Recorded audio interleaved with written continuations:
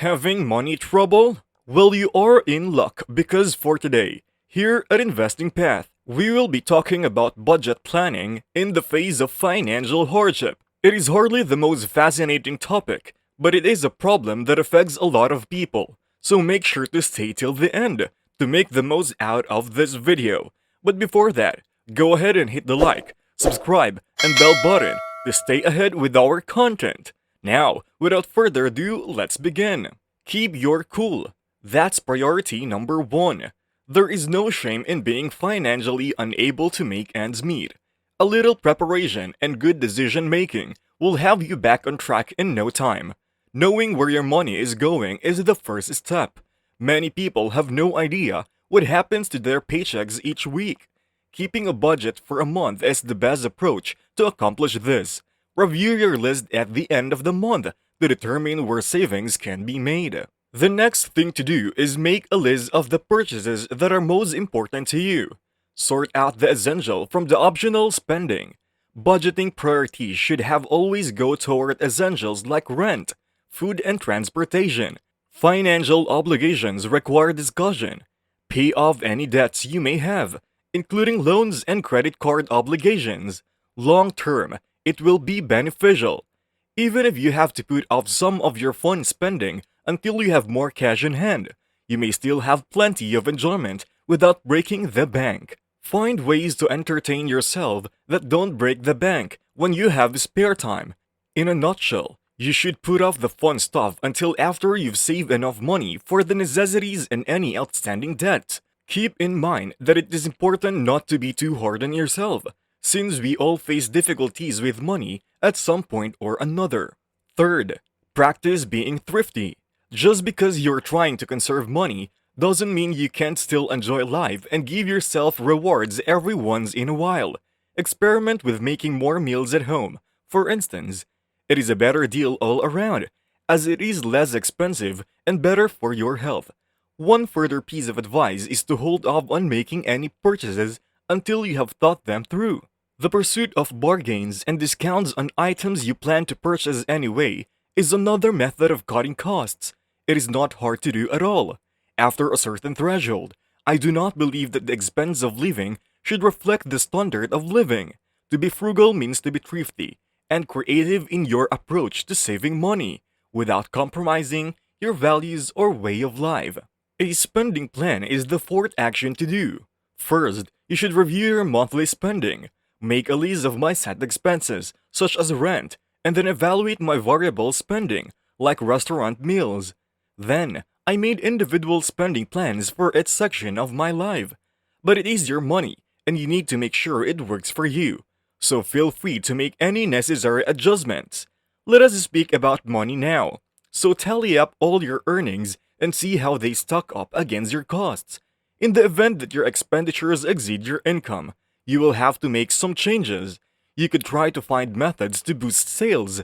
Making a budget when you don't have any money can be difficult, but keep in mind that it's a living document that you can tweak as needed. The fifth action is to think about paying with money. A piece of advice I frequently provide is to pay with hard currency. I know it sounds old-fashioned, but using cash makes it more difficult to overspend because you can only spend what is physically in your hands. In addition, spending only the amount you've set aside for that category, like food or entertainment, helps you stay on track with your overall budget. Yes, I realize that potential objection concerning online shopping and billing. You can still pay for these things using hard currency. Just budget a certain amount for things like bills and internet purchases and stick to it. If you're struggling to make ends meet, try using cash instead and report back to me how it goes. Using discounts is the sixth phase. Have you heard of cashback apps? They are even more helpful than in-store savings. These are apps that can be used to earn rewards for making purchases. You may effectively get paid to shop by linking your card to the app and then making purchases at participating retailers. It has the potential to significantly affect your financial plan. Now, your seventh step is to get a part-time employment. Having no money is a horrible sensation, and I understand it all too well. A part-time work, though, has been a lifesaver for me on occasion. It is not the most exciting option, but it pays well, can be done quickly, and will introduce you to interesting people and help you develop useful skills. What about getting a part-time job to supplement your income? It is worth looking into. If you're not sure where to begin, browse online job postings or inquire among friends and family about potential positions. Step 8 is haggling over costs. When a business wants to keep you as a customer, they may offer you a discount or a promotion. If you're having trouble keeping up with your cable bill, for instance, you may try giving them a call and inquiring about any available promos or bargains. Never forget that you have the option to alter the payment terms of your invoices at any time. It is always worth a shot to contact your credit card provider and ask if they may reduce your interest rate or work out a payment plan if you're having problems making your minimum payments. Also, it is usually a good idea to look around and compare prices. So, if you're broke, try haggling over your bills and looking around for better prices to see how much money you can save and how much simpler it will be to stick to your budget. Step 9 involves tracking down no-cost options. When you're down on your luck financially, there are lots of no-cost tools available to help you get back on track. As a first step, have you ever looked at personal financial management software? There are a variety of applications and websites available to assist in keeping track of expenses and developing a spending plan. Why you need a budget and pocket guard are two of my faves in this category, since they are both effective and easy to use tools for keeping track of your finances. The library is also an excellent resource.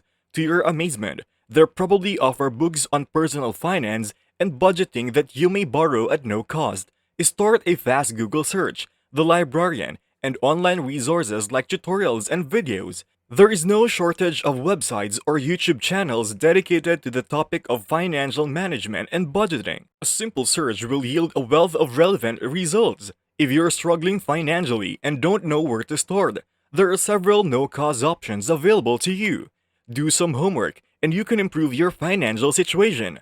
The rule of thumb is to match your spending to your income. A fundamental premise for individuals, corporations, and everything else is that revenue should not be used to offset expenditures. Moreover, the pursuit of yield is both foolish and human. I mean, I get it, and I hear folks complaining that they've worked hard their whole lives to save this much money, but they can only withdraw 1% of it. The reality is that you'll have to learn to survive on 1%. As for or last but especially not the least, be patient once more. Keep in mind that you will only see results from your budgeting efforts after you have practiced self-discipline and been faithful to your plan for some time. One of the most important things to keep in mind when you're broke and attempting to budget your money is patience. I know it is tough when your money is tight and you can't do the things you'd like to, but if you can just be patient, you'll be rewarded in the end. Saving up for a new phone or a pair of shoes, for instance, can mean the difference between being able to afford the item outright and having to take on more debt. Having patience with the little things adds up over time. So it is important to keep that in mind as well as remembering that it's not just about the big acquisitions. Buying a cup of coffee every day can add up to a significant sum of money over time. So consider preparing your own at home instead. It is also important to remember that it is fine to reward yourself occasionally. Be sure to reward your patience and self-control by treating yourself, but don't go overboard.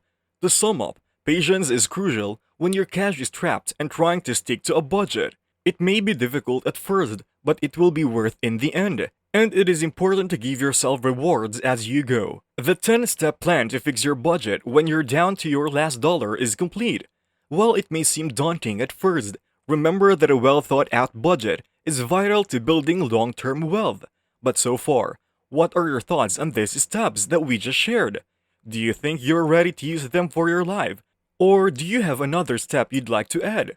Let us know what you think in the comment section below.